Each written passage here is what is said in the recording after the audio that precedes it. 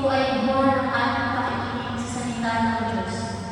Ayon sa simbahan, ang tunay na pag-ibig ay nakikita, isinasabuhay at ibinabahal. Kaya ang agape ay tanda ng pagkakaisa, bunga ng rosaryo at pagsasabuhay ng Ebanghelyo.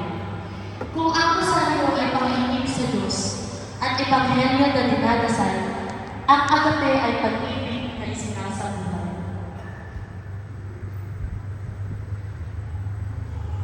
Mga kapatid, matapos natin makinig ang salita ng Diyos at magnilay sa buhay ni Kristo sa rosaryo, mag-alay ng bulaklak at ang ating buhay sa Diyos. Tayo ngayon ay tatawid sa agape, ang pagbabahagi ng pagmamahal.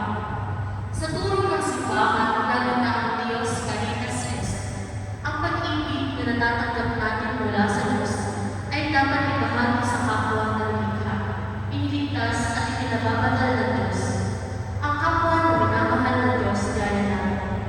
Ang agape ay hindi lamang pagkain, hindi lamang sa rosaryo, kundi tanda ng